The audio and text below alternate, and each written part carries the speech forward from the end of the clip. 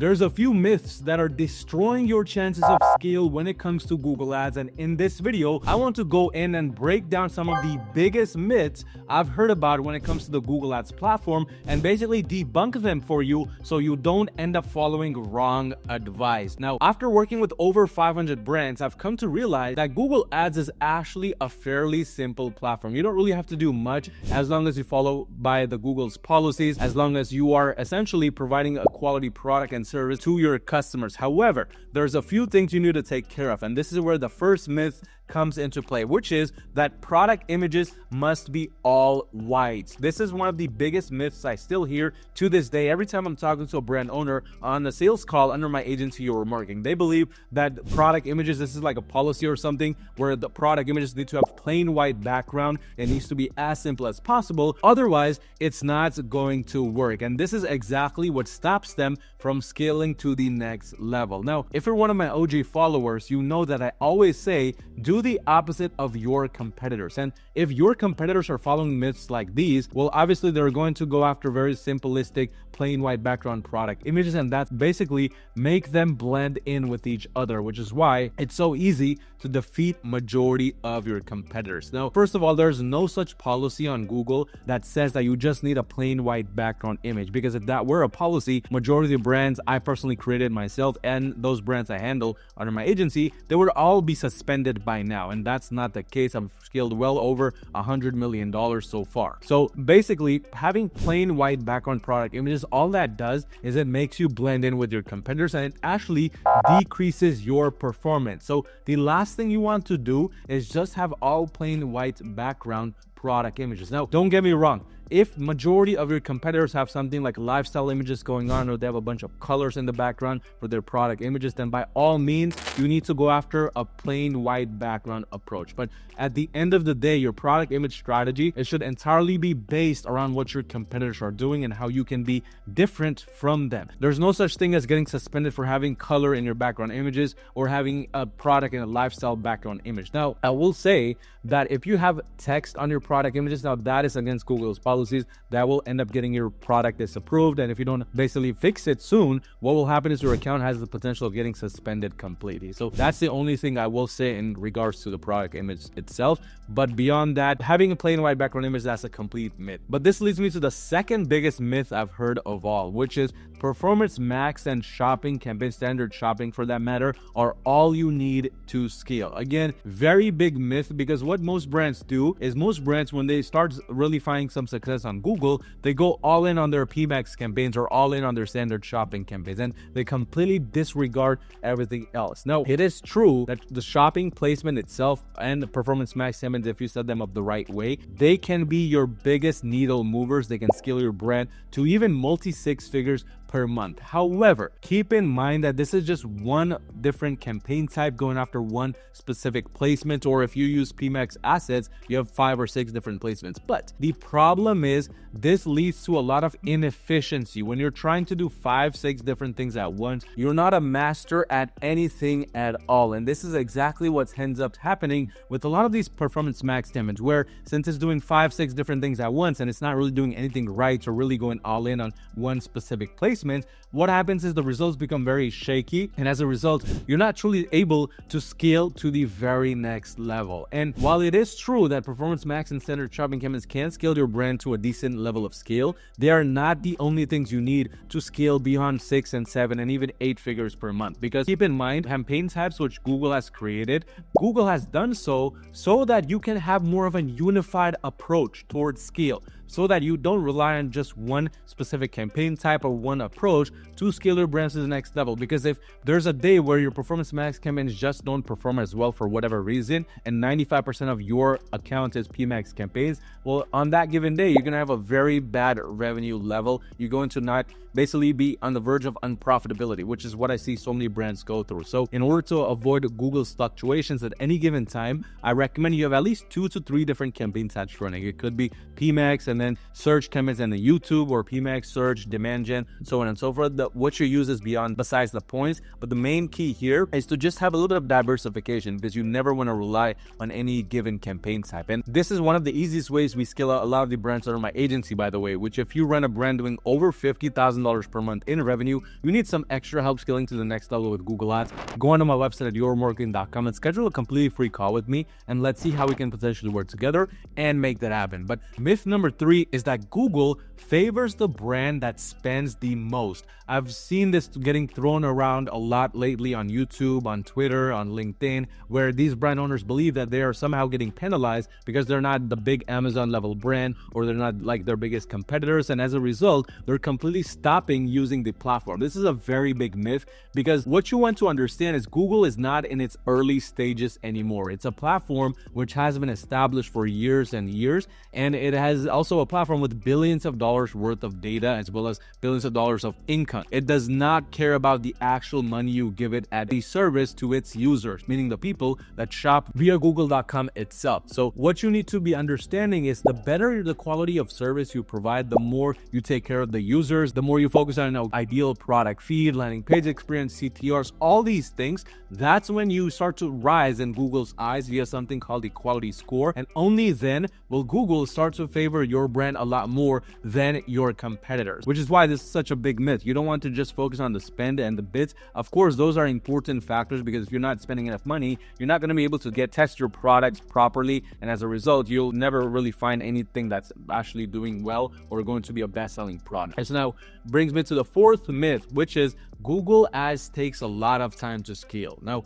it is true that Google does take a little bit of time to scale because it's a search-based platform. It's not like Facebook or TikTok where you choose one given interest and you have one video creative or ad creative which you force in front of your ideal audience. With Google, you are attracting customers. With Facebook and TikTok, you are forcing your ad in front of customers while they're scrolling through their newsfeed. So there's a huge difference there. And that's the reason why on Google, it does take a little bit of time for the search terms to become right for your brand, for the algorithm to understand which keywords to rank your brand for, which keywords to not rank your brand for, so on and so forth. It is a process, but this time period, it can be shortened to a very small amount within this process simply by having an ideal product feed with the right kinds of SEO keywords in there, perceived value increasing words, and just overall providing an approach which allows Google's algorithm to understand what you sell, number one, and then connect that to the right user and to the right audience, because it's all about relevancy with the Google Ads platform. The more relevant your products are, the more relevant your descriptions are, so on and so forth,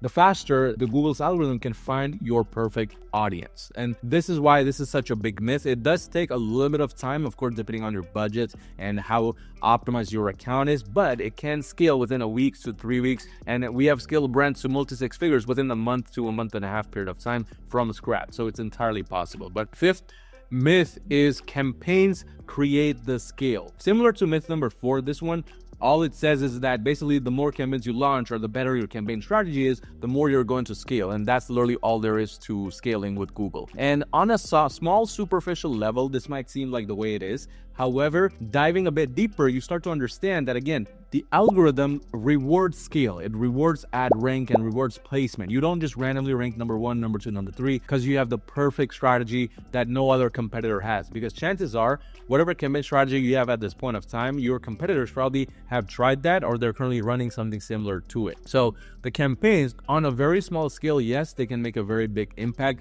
They can create a lot of scale that you need. However, the real scale is found from the ground up, from the foundation up. This is why I always talk about having the right optimized product feed, having good titles, images that stand out from competitors, Google Merchant Center, reviews, product feed information that is needed, having the store quality badge as well. All these things help add to the overall quality score, which makes, in Google's eyes, make your brand appear a lot higher value than it potentially really is. And all these things then help you rank higher without you having to pay more for that ranking. So it's all about really getting a unified approach from the ground up and then focusing on the campaigns, because the campaigns, it's secondary. Primary things are what you do on the foundational level, which allow all this level of scale. But this brings me to the 6th myth I've often heard, and this is the same strategies can work for brands in the same exact niches. So for example, let's say that you are in automotive industry, you are selling basically automotive car parts and accessories, which by the way, I'm going to show you an example right here of two brands that are exactly in the same niches which we are handling under my agency, but their results so far have been drastically different despite having almost everything be the exact same, including the products. And this is because these two brands are owned by one client only. Now, if we scroll all the way down, we can find those two given brands right over here. So if we rank it by conversion value, these are decent six-figure level per month brands as well, by the way. So the first one is right here and the second one is right here. Both of these basically sell the same exact products with very slight variations. They're in the same niche, but one brand so far in the last 30 days has generated $100,000. One brand has generated $92,000. So the revenue levels even are the same. However, if we take a look at the profitability levels, there's a night and day difference despite having very similar AOVs, despite having almost similar conversion rates. At one point, the conversion rates were the same. So why are both of these brands, although they're following the same strategies, same campaigns, same products even, having such drastic differences in results? And this boils down to three major things. Number one, time in the market, how long the brands have been actually running in the market and how much Google knows about the brand. Number two, the overall perceived value in the back end in terms of the algorithm, how the algorithm perceives this first brand to be versus the second one. And it could be based around small factors such as product images, product descriptions, landing page experience, so on and so forth. And third, most important of all, is how much are we spending to acquire these customers? Now, with the first brand, the main goal here has been to try to get sales at the lowest possible ad spend. So what we're trying to do is actually lower how much we are spending to acquire each customer, hence why the CPC is only 50 cents, whereas the second brand is spending 93 cents. However, despite wanting to spend the least amount of money, we're actually spending more money than the second brand, and we're generating a little bit lesser in terms of results compared to the second brand. This is all because we are trying to go after the smallest possible CPC amount. We're not really giving Google enough leeway to spend more money. Everything else is the exact same. The perceived value, how this brand looks in terms of product feed approach, product images compared to the second one, but it's only how much we are bidding to acquire that customer. That's the major difference. And that's why our ROAS here for the first brand is half almost of what the second ROAS is. Now, this does not mean you just go out and you try to spend more money. What this does mean is that you need to focus now more on the other side of the equation, which is the product feed, making sure that's even better than this other brands so we can make up for this lower CPC. Because keep in mind, winning auctions and winning placement on Google Shopping, it's more about following with the equation. It's not like one size fits all approach where just because you're bidding less, now you're never going to rank high. It's about if your bid is low, then we need to fix other parts of the equation like the product feed, images, etc., to make sure those come up so that even with a lower bid, we can start getting a higher ROAS, which is the main goal here. Essentially, this is a myth that just because your competitor is working with one strategy, that same strategy will not work for your brand as well. It may work on Facebook or TikTok, but it does definitely not work on Google Ads. There's a lot of external factors which influence your scale as well. But this now brings us to the final myth, which I've heard a lot, and that is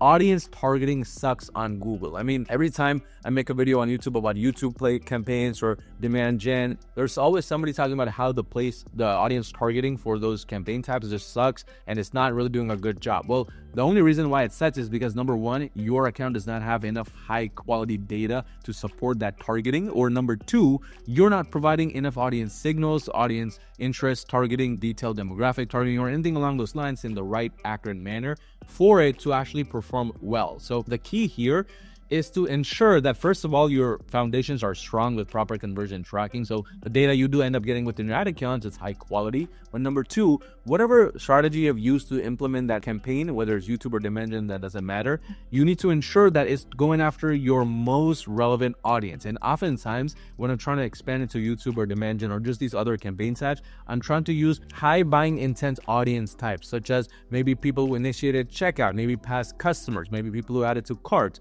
All these audience types, they're high buying intent because they've already interacted with their business, and we want the algorithm to use these as lookalike audiences to then target people similar to those. That's only the main situation where your interest targeting and detailed demographic targeting or search themes for that matter can actually end up working. Otherwise, if your account does not have high quality data, if you're not providing any signals to the algorithm, then obviously it's not going to do the best possible job at finding the right audience for your brand. But these 7 myths I've heard often, and these are just myths in general. If you know what you're doing, if you have the right strategies, then you can very easily go against these myths and scale your brand to the very next level. I know this because we have scaled 500 brands and beyond already in the last 7 years using Google Ads, and we can scale yours too if you run a brand doing over $50,000 per month. Just go on my website at euromarketing.com, schedule a completely free call with me, and let's see how we can potentially work together to scale your brand.